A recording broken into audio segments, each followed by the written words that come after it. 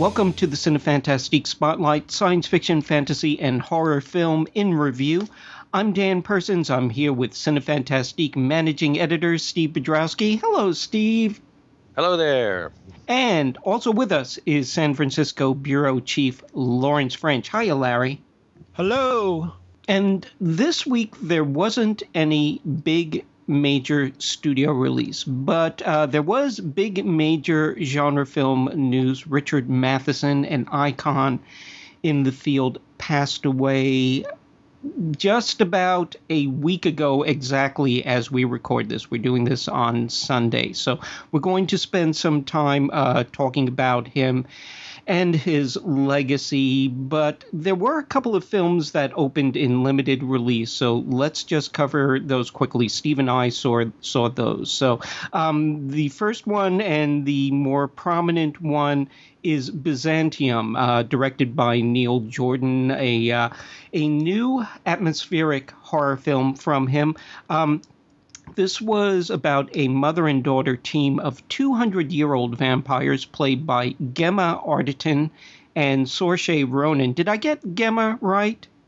Is it Gemma or Gemma? I wasn't going to correct you. So. Oh, okay. Feel free to I always thought it was Gemma, but I don't know. Yeah, I'm not sure. It may be Gemma. And Larry, you can confirm this. It is Saoirse Ronan, isn't it?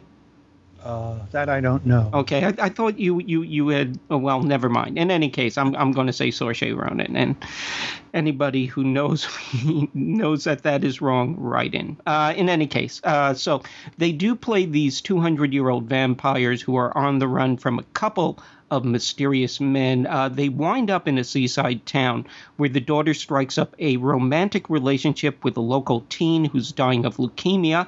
He's played by Caleb Landry Jones, by the way, who previously was an antiviral, so he's sort of eking out a unique little career niche for him, playing people who are beautiful and sensitive and dying of a wasting disease. But the mother of the team seeks to make a way for both of them and protect them both by opening up a brothel in a seedy hotel called the BYZANTIUM. And, well, as I said, Steve, you saw this one as well. I don't know how you feel about Neil Jordan. The thing is that, you know, if you've seen enough of his stuff, I think, you know he's a pretty unabashed romantic, such to the point where even if the story he's telling isn't fantasy, it feels like fantasy. And there are even some films that seem like they're fantasy when they actually aren't. I won't cite any particular ones because that's part of the charm of those particular films. This is straight up fantasy, though, more specifically horror. And sort of an unofficial sequel, I was sort of feeling, to Interview with the Vampire, which Jordan also directed. And in some ways, I'm wondering if this wasn't planned as actually being a sequel and Jordan just couldn't get the permission to do it that way. I did feel there was a lot to like here. Jordan's romantic instincts work very well, so it's beautiful. The performances work. There is this great interplay between Arterton and Ronan. The mythology as it plays out, I think, is interesting, and the sequences on the island, flashback sequences mostly, to this island where there is the shrine where you get transformed into a vampire, I thought those were very nicely done. To the extent even that you don't mind that it gets repeated several times in the film. But I do feel Jordan is trying to jam too many pegs into a single hole here. He wants this to be romantic and horror and an examination of the mother-daughter dynamic, and also a liberation tale of women against a calcified patriarchy. And there isn't any reason why it can't be all of that, but I don't think he manages to get all the pieces to hum together. And to compound that, he then wishes to have a switch of sympathies towards one particular character at the end, and I don't think he really sets it up suitably. I think it's an honorable attempt, but I didn't feel quite satisfied coming out. How did it work for you? Well, as you say, it is not a satisfying film. From a lesser light, this would maybe be a pretty good movie. From Neil Jordan, not so much, although his career has been so hit and miss. Maybe that's true. not the best assessment to make. I mean, it's better than High Spirits or whatever. Yeah. Some of his other botches that have happened here and there. For me, the problem is the present day story that we're supposed to be invested in. It's essentially, just another daughter who wants to get out from under mom's thumb, ho hum. And so they're vampires. That's the gimmick to make it different, but it doesn't do that much for it. And ultimately, the flashback stuff becomes a lot more interesting. It opens up many cans of worms that are never explored, such as this vampire brotherhood, which is an exclusively male society, which is kind of interesting. And it's like, okay, are they planning to do an entire series of these movies and we're going to learn about that later? Or no, we're just going to get a couple of references and that's that. And we're moving on to other stuff. So it was kind of a frustrating experience. And it's just not that exciting. I mean, it's too quirky and personal and unique to qualify fully as a genre film. So it doesn't have all the energy and excitement that you expect from, a horror film, although it has those elements in there. I mean, one of the fun things about it at the beginning is, you're watching this art house movie and it's got, the sleazy, stripper dance club scene and a decapitation, in the first 5 minutes. But after that, it kind of settles into its rut and it continues along on that vein, being moderately interesting. It's on a plateau, without really accelerating into anything too terribly exciting. And I think he could have gotten away with it if the lead performances had been better, which is not to say that they're bad, but they were kind of good enough to be supporting characters. If Arterton had shown up in, an Interview with a Vampire movie or something in a subsidiary role playing that character, you would have thought, oh yeah, she's really great. But, she's got one note to hit and she hits it pretty well. But, we got to be with her for 2 hours and 10 minutes. That's a bit much. I do think it's, though, the quirks and the personality that elevates it for me, but I also feel like this was either Neil Jordan's answer to Twilight or his attempt to start up his own Twilight.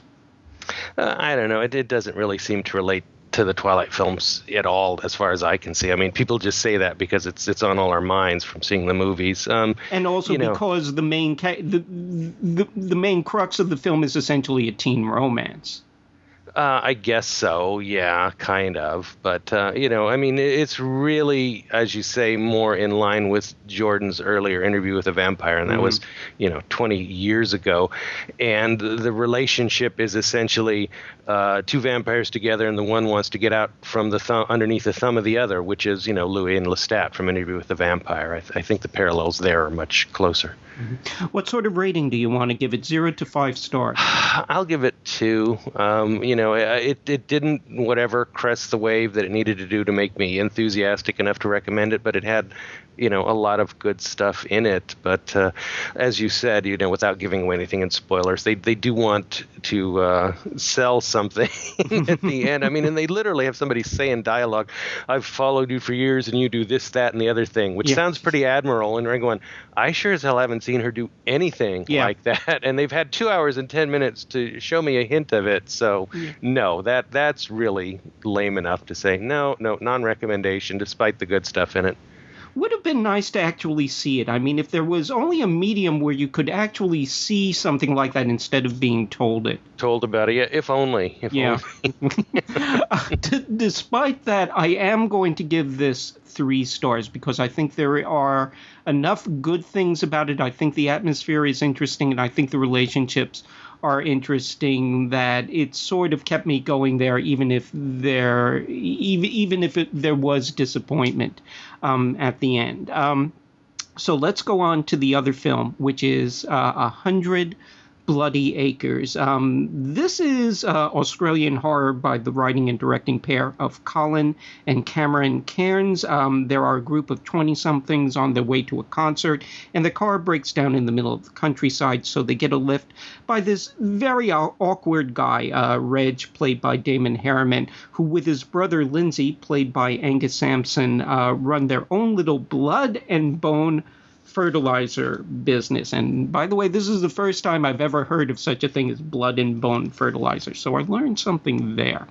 The woman in the group, played by Anna McGann, strikes up a friendship with Reg, which is unfortunate because the two brothers have been enhancing their formula with human corpses. They've been pulling from car crashes, and they're running out of raw material. So it appears very likely that some of this little group at least are going to have a date with the grinder.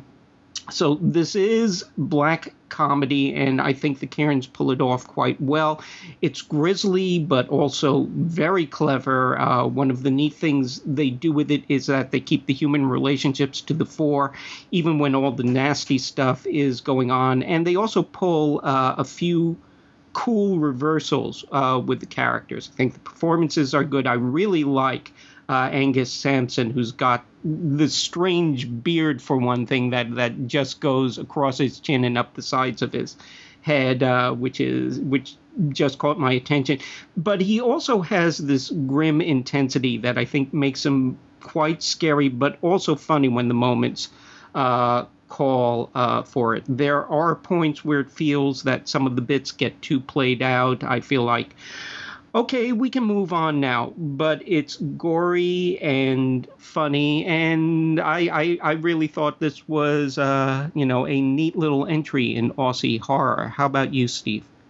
Well, it's a neat little entry in Aussie comedy horror. It's mild compared to Wolf Creek and some of the others, which was kind of...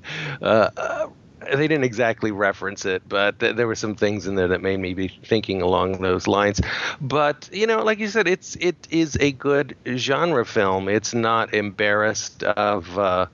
embracing that stuff. So it's funny, it's scary, it's creepy. The story is pretty interesting from beginning to end. You're not in this kind of situation as you often are in the torture porn films, in which you just think, well, they're all going to die, so we might as well check out of here as far as any dramatic interest and just sit around and look for the spectacle of how hideous it's going to be. So in that sense, it worked. As you said, I think they overplayed what is actually the strength of the film, which is like keeping the characters forefront. Even when the grinder beckons, they're still worried about their little personal relationships and what's going on. But at a certain point, the boyfriend, would-be fiance, who's upset about the fact that his girlfriend cheated on him, goes on quite a bit. And I'm like, okay, I know this is kind of supposed to be funny that he's bitching about this while he's, chained up over the grinder, but, the joke was over and needed to move on. Yeah. They've got a little bit of a problem with pacing, shall we say. Yeah, and I just when I was referencing Wolf Creek, the reason I thought it was John Jarrett, the cop who shows up in there, is the star from Wolf Creek, and I just thought, well, finally somebody's going to get even with him for all the people he killed in that movie. Now he's on the receiving end, because it's playing out like the same scene. Somebody escapes, but in an Australian film, you never escape because all these psycho killers have really fast cars with gun racks, and they're just going to chase you down and shoot you even if you get off the farm. So why even bother? You know what? I interviewed the brothers, and they did cite Wolf Creek in talking about it, and I sort of got the sense that this was sort of their answer to Wolf Creek. And I have not seen the film myself, admittedly. So do I need to track? The tone is totally different. It doesn't. The Wolf Creek is just there to fuck you up, mentally. I'm all for that. Yeah. What sort of rating do you want to I'll give this one a 3. It was good. I would recommend people, and it's on video on demand now. It's like $6.99. You just can't beat that. So go for it. I agree with you. Yeah, this is worth seeing. I give it 3 stars as well. So those are the 2 films that have opened in limited release. It is 100 Bloody Acres is available on demand. Not so sure about Byzantium, but that's IFC, so that's going to be available. They say it's going to be on demand like July 1st. Okay. So they gave it like a 3 or 4 day window in theaters before putting it out on video. Yeah. Because it's Neil Jordan, so everybody for their Saturday night for the quote unquote upmarket. Oh, okay. Can I just add about Byzantium? I saw it at the Landmark Theater, which is a relatively new, fancy theater. Mm-hmm. And they have theaters, they call them lounge screening rooms. So I got to lounge on a leather couch the entire time I was watching the movie. Which sounds great, but it really doesn't work because you want to relax and fall asleep. They're not really conducive to sitting up and paying attention to what's on the screen. Okay. Can I ask you, how much is it to rent a slave girl to drop grapes into your mouth while you're watching? I didn't explore that option. Okay. Well, sorry. Next time, report the price for us. Okay, so let's move on then. We're going to talk. We're going to talk about Richard Matheson. The great science fiction, fantasy, and horror writer who also had an impressive career as a screenwriter as well. He passed away last Sunday, and the tributes have been pretty much going on ever since, and I think we do need to talk about him. I just want to say one thing before we get into it. There's a double irony for me here. The first is the fact that this week there wasn't any big opening, and so when we do that, when there's that situation, we have to decide what we're going to do with the show. And I forget, was it a month ago that we were going to do the public domain show? Right. So it was a month ago we were going to do the public domain show, and because there wasn't any big opening, and then Ray Harryhausen died. And so last week we got together, we were doing our show, and after the show we said, well, there's nothing opening this week. We'll do the public domain show for this week, and then Richard Matheson dies. So very clearly there's a lesson to be learned here, which is that movie studios have to release films every week so that the remaining geniuses of the field live forever. Because very clearly, if there isn't a big film that we can talk about, the fates have decided that an icon has to die. Who knew we had this power? I know. We need to, next time there's no movies opening, we need to just cancel the show. Seriously, yeah. That's God knows I don't want this to keep going on. The other thing that was personally ironic for me is that after we did the show, Steve, you wrote both of us saying, do you think we went a little esoteric with the Ray Harryhausen show? Were we talking a little too much inside baseball there? And I wrote back saying, well, maybe we did. I thought we kept it pretty high level, but maybe we did. But even if that's the case, it's not like we're going to have the opportunity to make that mistake again, because how many icons are there left who are going to pass away that we're going to need to devote a show to? So, It's weird, isn't it? Yes. Me and my big mouth. So Richard Matheson did pass away. I do. I've been doing this daily news show, and when I did this story on the news show, I made this joke where I said, if you wanted to know why Richard Matheson is important, just watch every science fiction film ever made.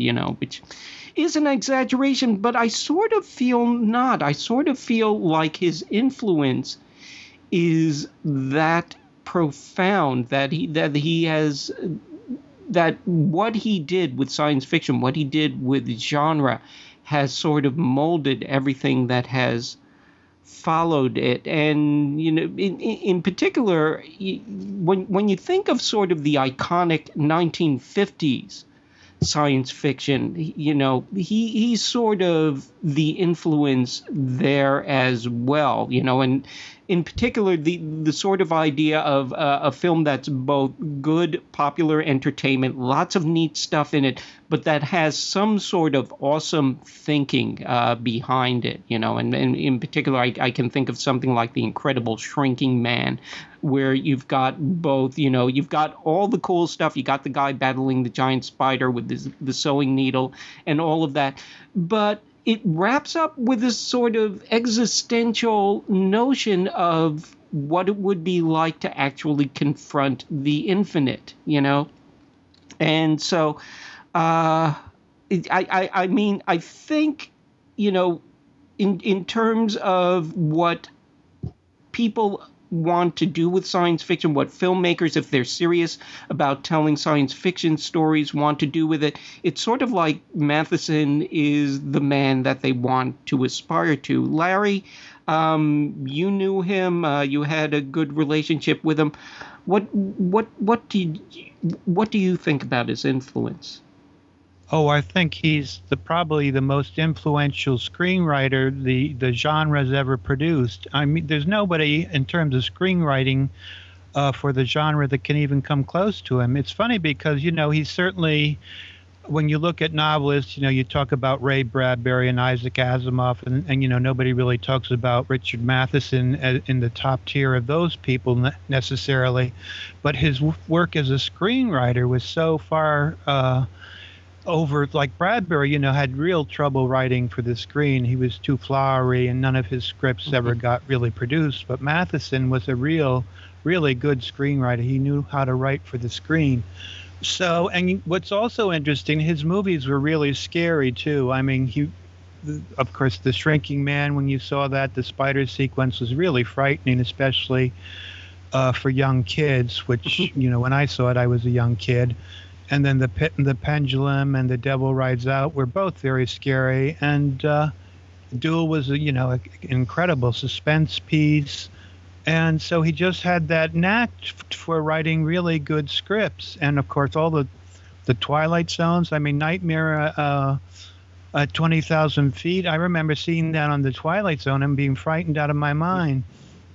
So, that's really hard to do when you're watching a TV show. Of course, I was much younger then. But so I think he really was one of the really great horror writers for the movies.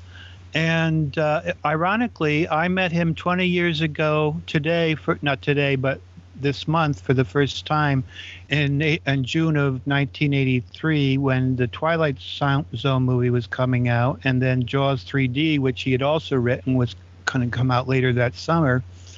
And I just called him cold, and he said, "Where did you get my phone number?" And I said, "Oh," I sort of spudged on that one, but he was very nice, and he said, "Come," I said, "I want to come down and talk to you." So we met at a restaurant in Woodland Hills, and he, most interviews last for about an hour at the most, but because this was not arranged by the studio or anything, and it's not like he was, a huge star. He was just a writer. He was very happy to talk to me for about 2.5 hours. Wow. So we had a really long interview, and, because I had his phone number, I could call him up at any time and ask him questions. And eventually I wrote a book with him. I edited a book of his two first Edgar Allan Poe scripts, House of Usher and The Pit and the Pendulum. And for that, I invited myself down to his house, but he graciously agreed to it. So we watched both Pit and the Pendulum and House of Usher on DVD, and we sort of did an audio commentary for the two films, which didn't obviously go on the DVDs, which were already out, but I used that as the basis for the making of films, which were included in the scripts we published, which is called Visions of Death. So, I really got to know Richard quite well, and he was always a wonderful person. He was just very open and very nice. And it's sort of funny because all the sort of horror people have always been really great gentlemen. And, you know, like especially in Hollywood, there's all these stories about rude people and people who turn you off. And for some reason, the people who work in the horror business tend to be the nicest people you could imagine. So I guess we're lucky in that regard. But anyway, as I was saying, you know, his legacy is just so incredibly rich. I mean, it's the work from 1957 when he did his first screenplay, The Incredible Shrinking Man, till just a few years ago when his last novel called Other Kingdoms came out. It's just been a really rich legacy. So I think this is why we're seeing all these tributes, because it's just rather incredible. Steve, you know, Larry said something interesting here. He said that essentially in comparison to like Bradbury and Asimov, Matheson wasn't quite as appreciated as a screenwriter, whereas, you know, as an author. As a novelist or short story writer. Okay. In fact, just to interject something, I remember around 1970 or when the Omega Man came out, they actually did do a movie tie-in version, but I was trying to find Richard Matheson short stories because I had seen so many of his movies. I couldn't find any of his short story collections, even though they obviously had been in print. But it was, you know, it wasn't like today where you can order things on the internet. So I was just looking at local, you know, bookstores, and I wasn't in a big city, and I could not find anything by Matheson. So the first novel I got was the movie tie-in to Omega Man, but I was like looking desperately for his other stories, and I couldn't find any.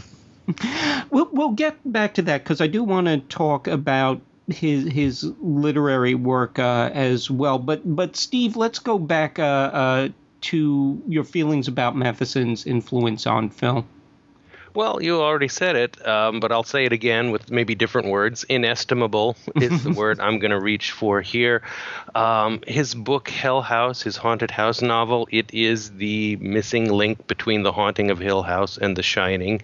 He's the first one who took a genre that was all about the spookiness and the unseen and said, you know, I can put really graphic, explicit, visceral horror into that thing. And I'm sure that Stephen King read it many times before he wrote his novel, because King himself has said the author that influenced him most was Richard Matheson.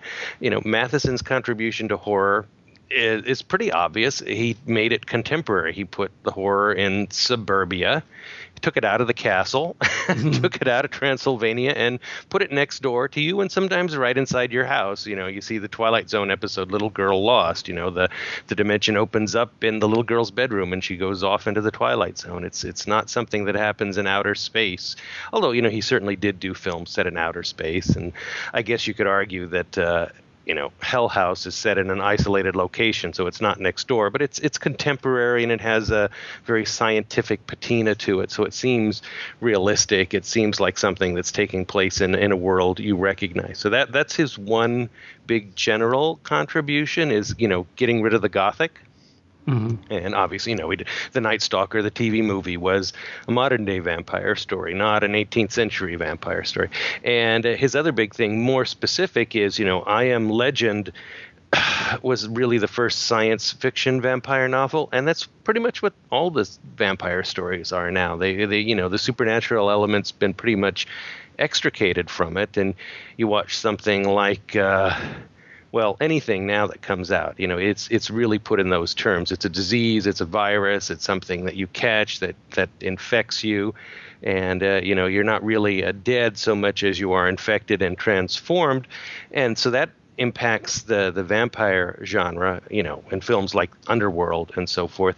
But, you know, of course, I Am Legend, there have been some bad movies and a decent one with Will Smith, but the unofficial adaptation, Night of the Living Dead, you know, is the basis for every zombie movie that came after that. And, you know, that begat Dawn of the Dead, which gave us the apocalyptic zombie scenario, which, again, you know, takes off from Matheson's apocalyptic vampire story, where everything, you know, human society is wiped out by this pathogen that turns everybody you knew into something else, into a monster, and that continues to this day with The Walking Dead and World War Z. Where that stuff all can be traced back to Richard Matheson's book I Am Legend. So that's a very specific influence as opposed to the general one of taking horror out of the imaginary and putting it into the real world.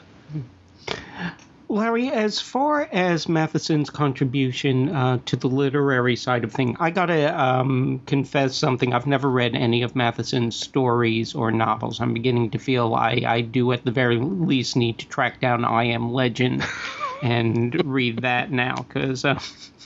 You must, Dan. You must. I must, but yeah. But talk about his contribution to that side, because you say it was unappreciated. Steve points out really sort of how his books and his concepts have resonated over the years. What do you think Matheson added to it? Well, he's done so many books and short story, especially his short stories. He did this short story Button, which was made into an awful movie. Yeah. But it would have made a wonderful Twilight Zone episode. And of course, Duel was a short story that they turned into a very tight 74-minute movie. Mm-hmm. And there's so many short stories. Ironically, he wrote a story called For Couples Only, which is about an apartment building in Brooklyn, I think. And there was a janitor he described as looked like Peter Lorre, with an eye in the back of his head. And so that was ironically Matheson's first Peter Lorre film, because they actually made it into an obscure half-hour TV show in the 50s, and Peter Lorre played this janitor. And what it is they want the young couples in this apartment building, and it turns out the whole building is actually a rocket ship, which that turns into a human zoo, and they take off with the young couples in cages, which these apartments, which are really cheap, is why they attract so many people. So, even in the early 50s, he was making these interesting stories. And, a lot of his short stories, probably about at least 14, were done as Twilight Zone episodes. Nightmare at 20,000 Feet was probably the most famous. And it's just, they're just so inventive. And he had a lot of them published in Playboy, and the early ones are all published in sort of the pulp science fiction magazines of the 50s, and then collected in anthologies. And as I said, in the 70s, you couldn't find any. But then later on, I started going to, especially in bigger cities, you could find the old copies of the old paperbacks in used bookstores. So I gradually got to know his collections. There was volume 1 was of Shock, and then there was Shock 2 and Shock 3, which were really all good, very good short story collections. And then also he wrote extensively about metaphysics, because he was a real believer, as you could probably tell from What Dreams May Come, of the afterlife. Mm-hmm. And I remember asking him about one of the last times I talked to him, which is about 2 years ago. I was saying, what do you think's going to happen when you die? And he said, well, it's pretty well defined, and at least it was in his mind. And he says, well, how, and I couldn't buy that, because I'm saying, well, how do you know what's going to happen? But, he wrote this whole book about it called The Path, and he really believed that, there was definitely an afterlife, and a definite, something definite that was going to happen to you. And it was funny, because he said he had sent a copy of his book, The Path, which, deals what happens to you after you die, to Vincent Price, when he heard Vincent was dying. And Vincent wrote back to him, and he said, I'm sorry, I cannot do any endorsements for books at this time, because he was too ill. And of course, Matheson just meant it to sort of enlighten him to what was going to happen after he died. And of course, Vincent didn't understand that, apparently. So anyway, that was But he was always fascinated with that. Even in the episode of Tales of Terror, it's about what happens to a man after he dies. So as Vincent Price is dying in that the Monsieur Valdemar episode, he's hypnotized, and he's sort of saying he's in this limbo area, and it's like, what's going on there? And Matheson did a great description of it. There was even a little scene cut where they go into much more detail about what's actually happened when he's in this limbo area. And, of course, with, a limited budget, Roger Corman couldn't really show that. In fact, they shot a little of it, and it was so cheaply done, they had to cut it out. But it's just fascinating because he really had this very definite idea of what is going to happen after your death. So I think it's interesting that he knew so much about that. Steve, Matheson's work on the Twilight Zone now, according to IMDb, he did like 16 episodes, which is 16. Yeah, puts him third place behind Serling and Charles Beaumont. Okay, so there you go. Episodes. There you go, just for the comparison.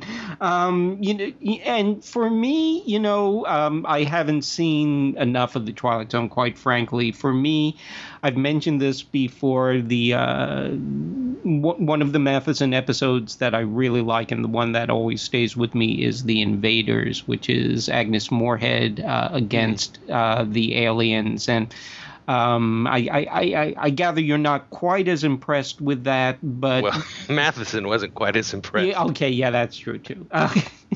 But let's talk a bit about Nightmare at 20,000 Feet, which is... it holds up what we're talking about here, which is the idea of Matheson bringing the concept of horror to present-day anxieties. And I mean, this is very clearly, basically anybody who's flown has had a little bit of this fear, and it plays off the paranoia of what if something is going on out there on the wing of the plane and you can do nothing about it and you're the only one who knows, which is brilliant. It's also an interesting episode for me because this is, I think, one of the few Twilight Zone episodes that didn't end with the ironic twist. In fact, in some ways, it sort of ends with a happy ending, or at least an exoneration. Well, that's not as unusual as you might expect. I guess the ironic ending, it kind of is, because everyone thinks he's crazy. He's in a straitjacket at the end, but he's confident and proud that he's done right. So the little twist at the end is, hey, there's physical evidence that's going to support his story. So it's nice. I mean, what you said is true. It's an archetypal Matheson story. What's going on? It's an interesting plot. It's something fascinating. Mark Scott Zachary in his Twilight Zone companion makes a pretty clear distinction between Serling's episodes and Matheson's. Serling is all about love for the common man. A typical Serling thing is middle-aged guy who's unsatisfied with his life, and some weird thing happens, and it teaches him to appreciate the way things are, not to be nostalgic. Walking Distance with Gig Young is kind of typical.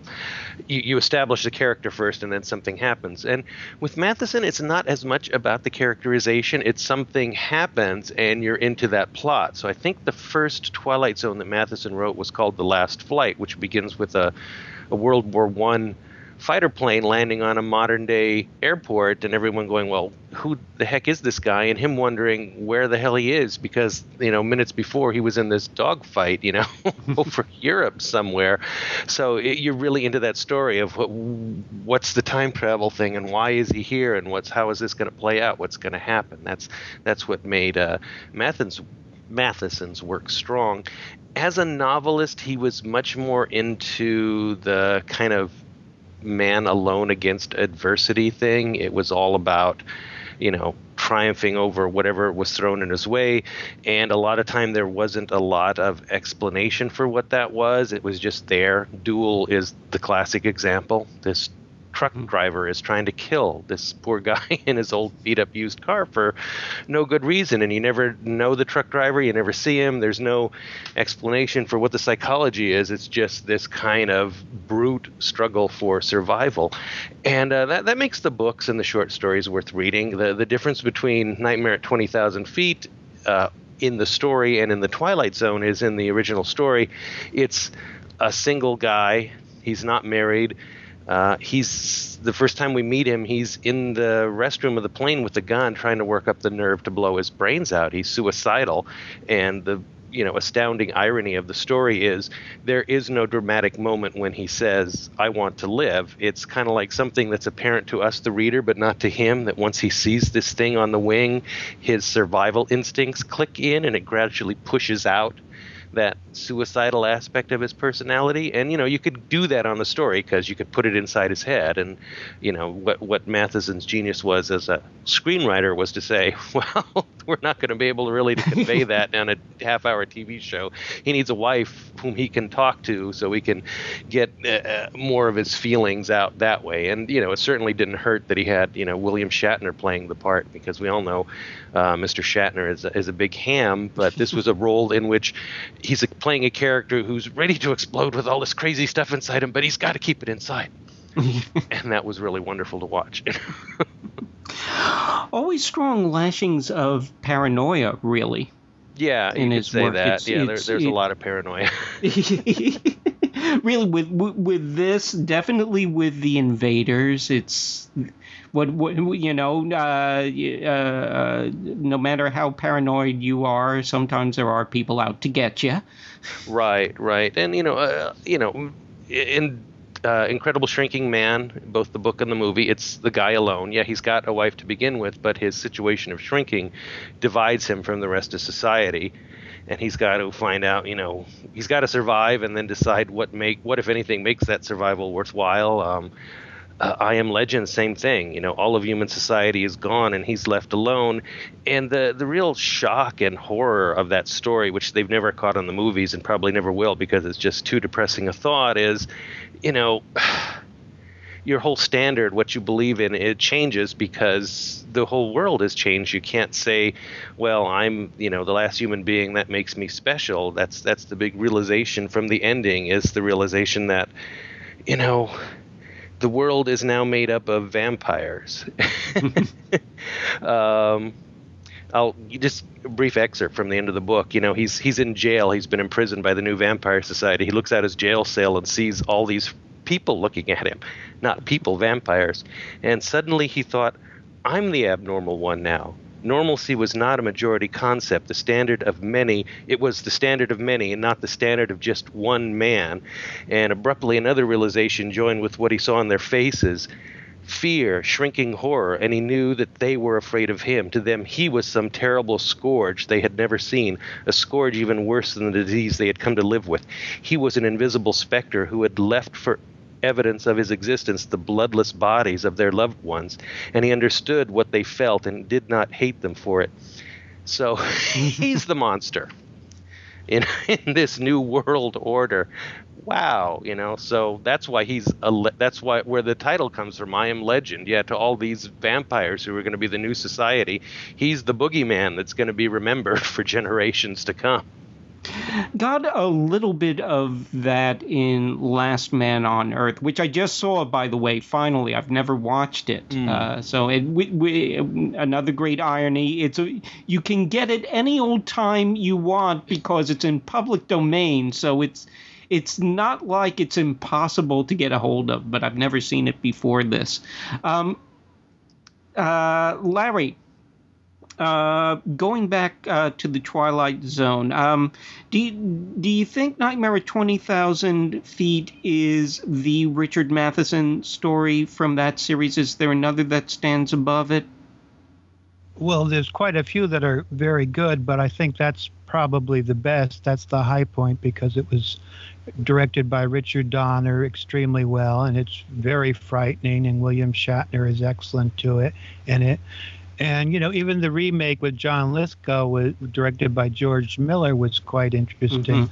Richard didn't like that one as much because, in fact, last time I saw him, he said he hated it because it starts out on a really high key. You know, Lithgow is already pretty much going over the bend, and he thought there was nowhere to go from there because it's, you know, he's already at this high key. He would have rather had it been a gradual build-up, and that's basically how he wrote that script. But then George Miller rewrote it and made it how we see it in the movie today. But I wanted to just amplify on something Steve said, which he pointed out that, you know, a lot of Matheson stories are this sort of one man against the world. And I hadn't even thought about that, but, you know, it's quite true. And when you think about it, even something like Somewhere in Time is about this man who is, you know, trying to get back in time just physically. You know, there's no time machine. He's just trying to will himself back into time. And it's sort of fascinating because that's probably one of the key themes of Matheson's total body of work. You know, it's this man fighting, and Matheson himself was very paranoid. He grew up he admitted he was a very paranoid, and he was afraid of a lot of different things. So that naturally infused his work. And even one of his later novels, Hunted Past Reason, is about this man who's being hunted by a basically psychotic killer in a forest, in the Northern California forest. And so it's this one man against, this other guy. So I think that's a very interesting observation because so many of his stories deal with that, the one man against the universe or whatever the different forces are allayed against him. Mm-hmm. Larry, in terms of feature films, here again, his work is broad and deep. One of the things that stood out for me, though, is here again, perhaps his most... I don't know whether this could be credited as his most iconic work, but certainly the work that he did for Corman with House of Usher and Pit and the Pendulum. When you're talking about Poe films, those are the ones that are like the icons, in particular Pit and the Pendulum, I think, which eventually when I saw that, it was the same reaction of this is pretty cool. And it's got some clever ideas within it. And, it was funny because Matheson actually was writing a book called House of the Dead, and that was the basic plot which was sort of borrowed from Diabolique, was what he was planning for this novel. So when they did the Pit and the Pendulum, he had to come up with a story for another Poe movie, and you can't really make a story out of Poe's Pit and the Pendulum. So he came up with this completely a unique story. Well, it's not that unique because it's based sort of on Diabolique, but it's certainly not Poe. The whole framing story with a twist, and of course you had to have a Pit and a Pendulum in there too. So I thought that was extremely clever how he did that, and he kept. It's funny because his short stories, whereas we were talking about, were pretty much set in suburbia and normal day. And then when he's adapting the Poe stories, of course, he had to go back and deal with the trappings of Gothic horror films. So we do have the vaults and the premature burials and all that kind of atmosphere you get when you're dealing with a Gothic novel. So I always loved those movies. And of course, he went, one of the things was he couldn't stand doing anymore, and that because they were all about premature burial, basically. So finally he said, when he came to do The Raven, first of all, it was a poem, and he says, there's only one way to deal with this, and that's to make it into a comedy. And when you had Peter Lorre and Vincent Price and Boris Karloff in the cast, you could really have a lot of fun with that concept. And what's also sort of funny is that he went on to do an awful lot of scripts for AIP that never even got produced. And, I don't know why that was, and he wondered why himself, because he always said there were a lot of really good scripts that he wrote for AIP. There was probably at least 6 or 7 that never got produced. One of them was called Sweethearts and Horrors, which is going to be done right after Comedy of Terrors. and it was going to star, besides Boris Karloff, Vincent Price, Peter Lorre, and Basil Rathbone, it was going to star Tallulah Bankhead. And ironically, he had also written this film, Die, Die, My Darling, for Tallulah Bankhead for Hammer Films around that same time. And it was about a family of entertainers who come back to a house in Maine, I think, and they get to read the will of their father, who has passed away, and they have to sort of have to spend the night in this house with all these gimmicks built into it. And the screenplay for that was actually published in a book called Unrealized Dreams, it's really a sort of madcap comedy, and you can only wish it had gotten made right after the Comedy of Terrors. But I don't know. After Comedy of Terrors, I'm not so sure any of us were eager to see that done again. No, well, it's not. It wasn't as the Comedy of Terrors was a completely different concept, actually. Oh, well, it's funny because I have on Comedy of Terrors, when the first time I saw it, I wasn't that thrilled with it, but then I've seen it different times and I really liked it. So it depends. I think it depends on almost what kind of mood you're in. Yeah, and it's not a film I hate, and I really want to like it, but it just, and I've seen it fairly recently, courtesy of Netflix, and it's, you can tell it's supposed to be funny, and you can tell that the cast is having a really good time doing it, but, the important thing is I'm supposed to be having a good time doing it. Right. So, I would, give it another shot someday, 5 years from now or whatever, and hope I enjoy it more, but it just doesn't quite do it, for me.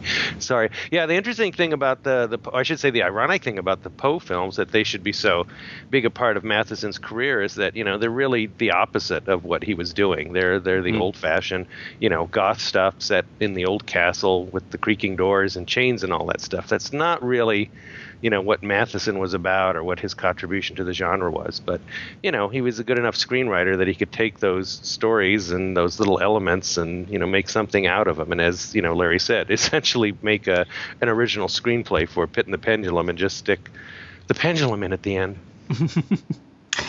As far as Matheson's legacy is concerned, we've been talking about that. I think we've made a pretty good case for the fact that there is a legacy there and that it needs to be paid attention to and honored.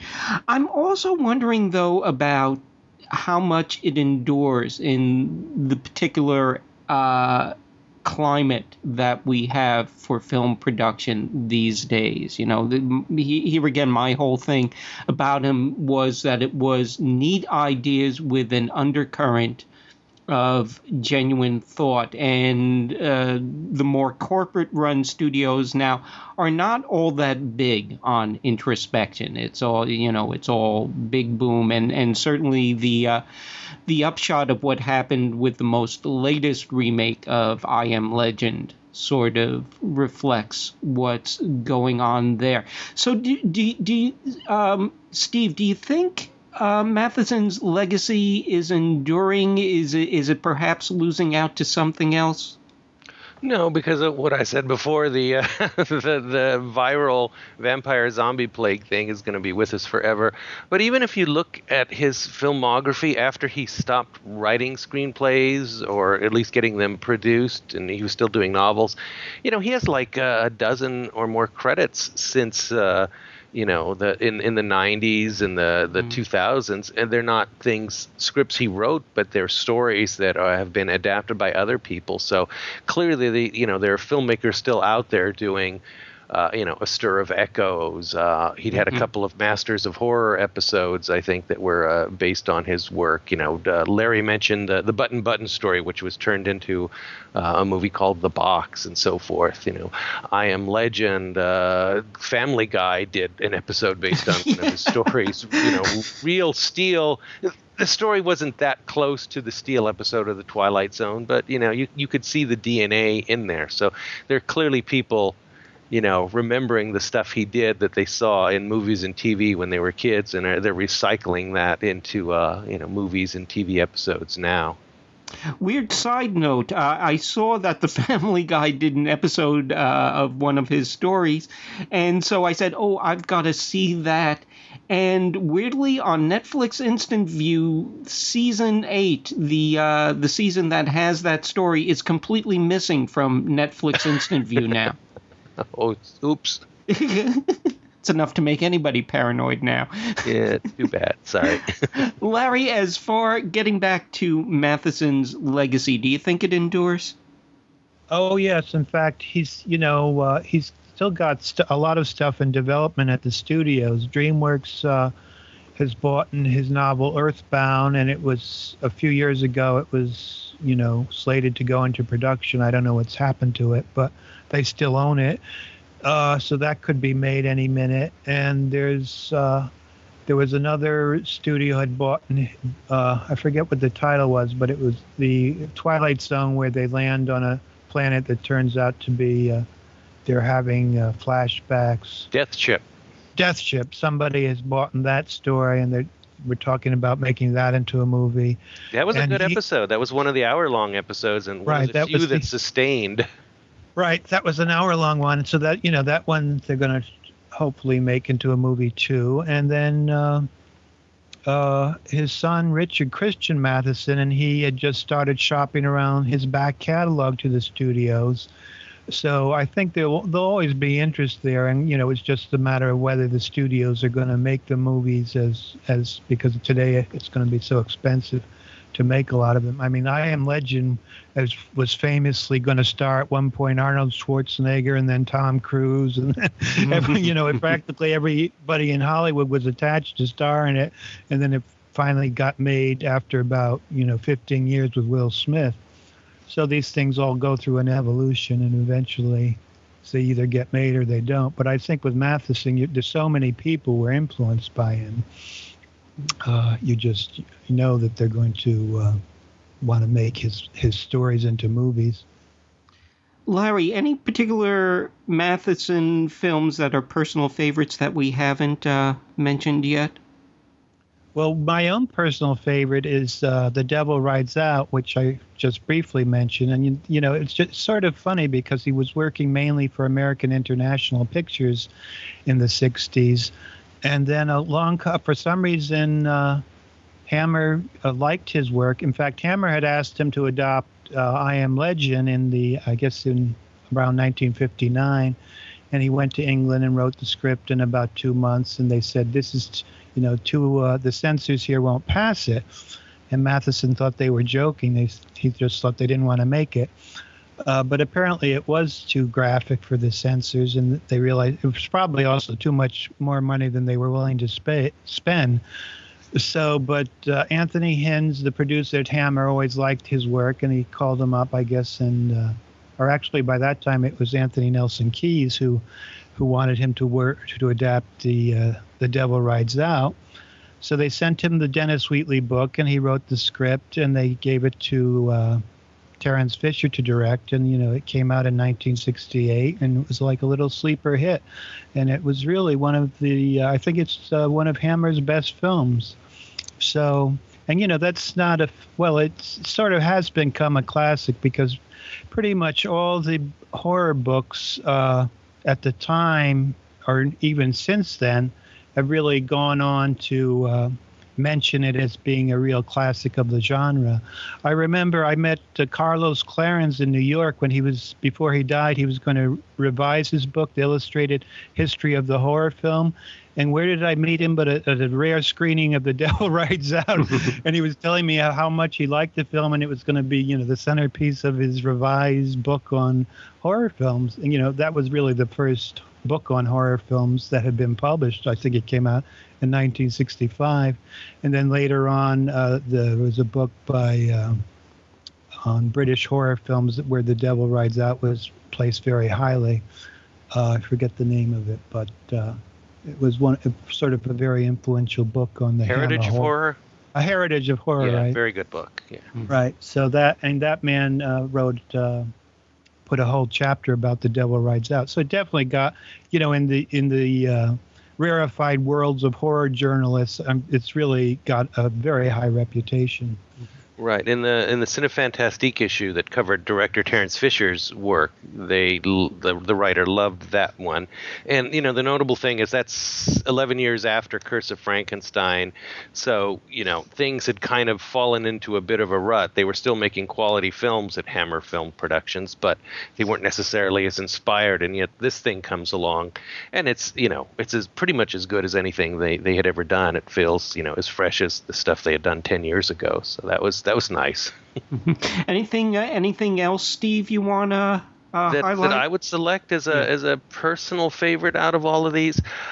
The first one that I remember attaching his name to, I had seen Pit and the Pendulum before on TV, and I'd seen Twilight Zone episodes, but the first one I really remember his name with was Legend of Hell House, and so that one has kind of stayed with me forever, even though the movie is quite a bit tamer than the book. They took out all the R-rated material and tried to tone it down. I still think it's just an excellent combination of a very good story and great production design, really good direction, and sound design to convey this idea that there are unseen things lurking over your shoulders without CGI, which didn't exist then, just a waft of a breeze disturbing dust and a little breathing on the soundtrack to say, Edward Belasco really is there, even though you can't see him. One of the sad things about Matheson is when you read the lengthy career interview he gave in Cinefantastique and other interviews, like in John Brosnan's book, The Horror People, he's kind of dismissive of a lot of the movies. He doesn't have a whole lot of good to say about The Devil Rides Out or Legend of Hell House because they changed his stories or they simplified them. And he was really keen on the TV movies he did because I guess they didn't have the money to hire other writers to rewrite them, so they came out, the way he wrote them, which is nice.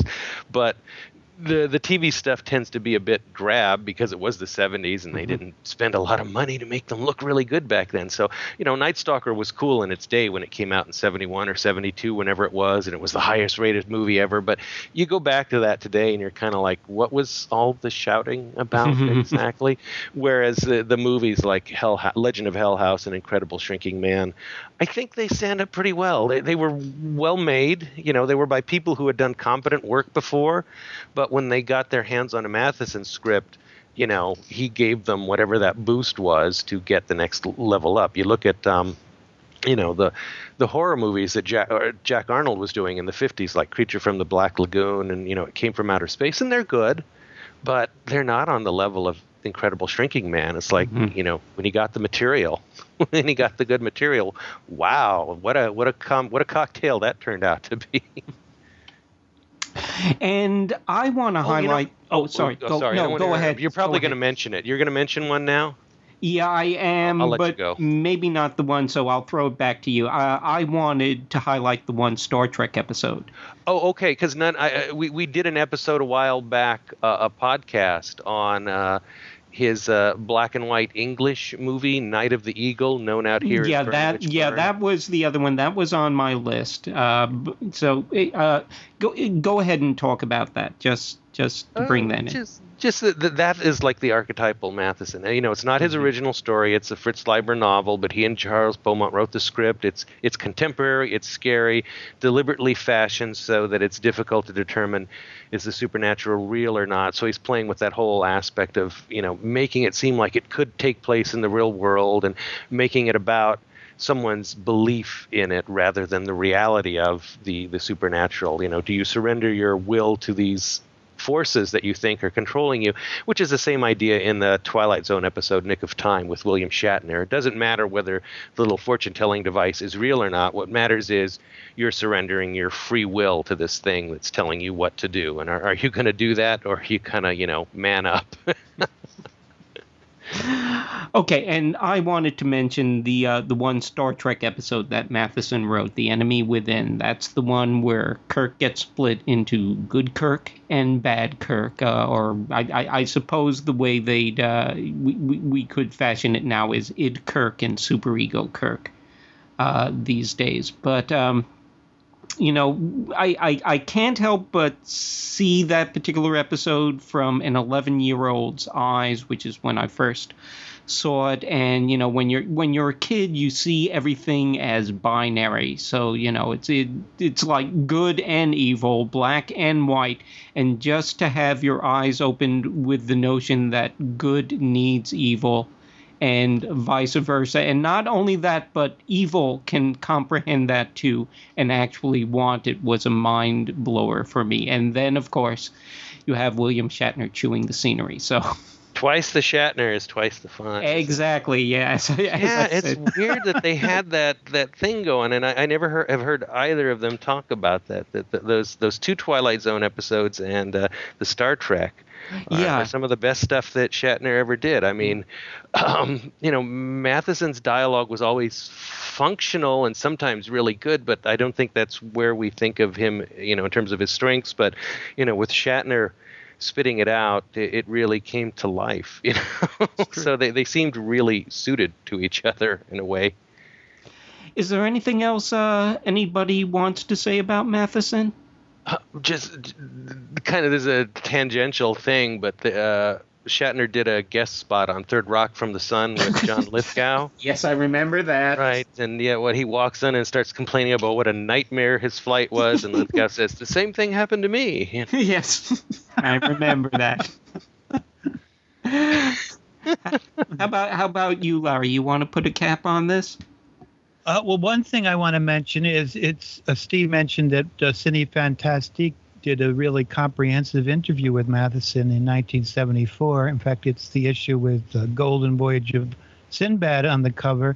And, of course, I remember reading that. I think I was still in high school. So it's interesting that Matheson was a big influence on me. And then looking at that, I was saying, yeah, this is a great interview. And it's like, at that point I wasn't writing for Cinefantastique, but was reading it. Mm-hmm. So it was the kind of stories that Cinefantastique did wanted me to make me want to write for the magazine. So that was rather influential in itself. That an interview with somebody I really like would appear in Cinefantastique, and then I would say, "Oh, gee, I'd like to do something like this." So I thought that was interesting.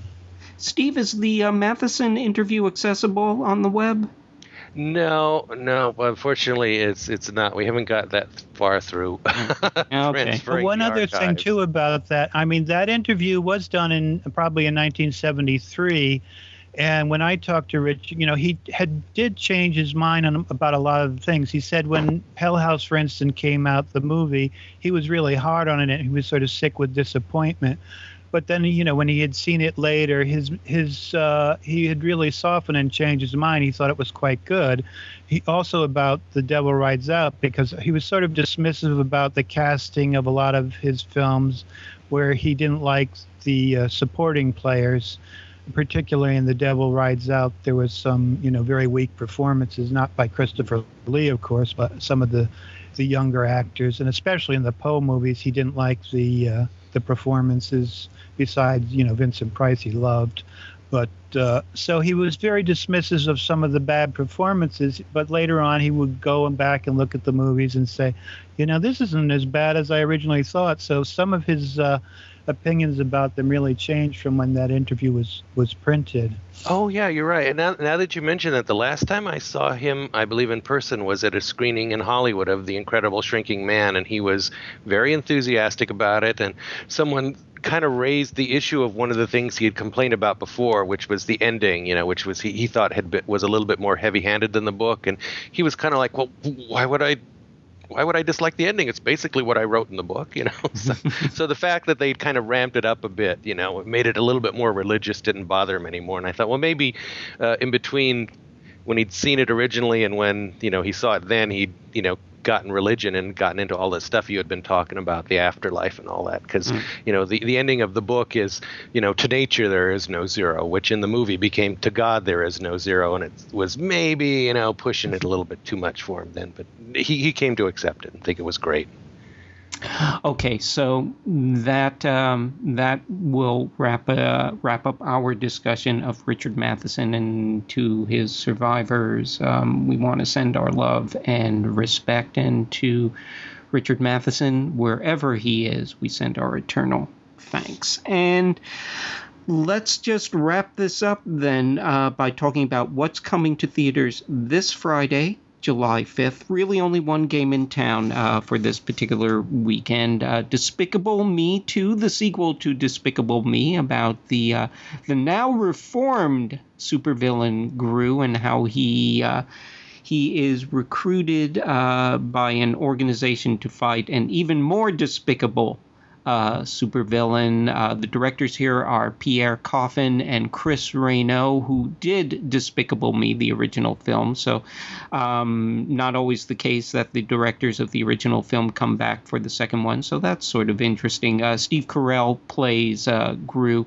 Also doing voices here are Kristen Wiig, Benjamin Bratt are in there as well. And Steve, Minions. Lots of minions. Lots of minions, supposedly from the Steve Carell interview. Even more minions and even more look into the minion world. Ooh. Yeah, I'm not sure, but okay. We'll see. They've been pretty funny in the trailers. I mean, you see a lot more of them than you see of Gru in the first, barely any of them in the first trailer at all. So we'll see where that goes. There will be a Minion film. Well, I would see that more as a TV spin-off. But just to clarify, it's actually going to open on the 2nd because this is the July 4th weekend. Is it? Okay. Yeah. I don't think they noted that, but I presume that's correct. I mean, maybe not all day, but, the late night screenings, or they used to do midnight screenings to get started early, but they seem to keep creeping earlier, like 10 o'clock, 9 o'clock, and what have you. I'm presuming they're going to want to have it available as much as possible on the 4th, so I wouldn't be surprised about that. Okay, so that's the only... Larry? Larry, you there? I'm here. Minions. Minions. He's not excited. But he's not, no. Totally blasé about the Minions.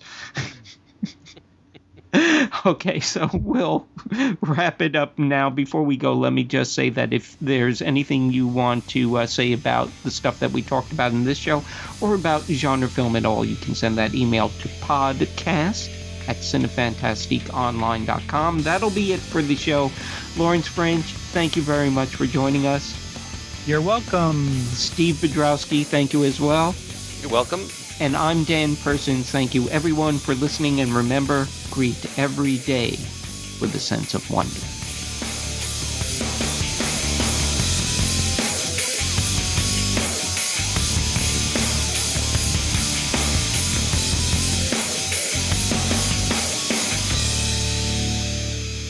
This has been a production of Upstart Company NYC. Copyright 2013. Dan Persons. All rights reserved. No unauthorized duplication permitted.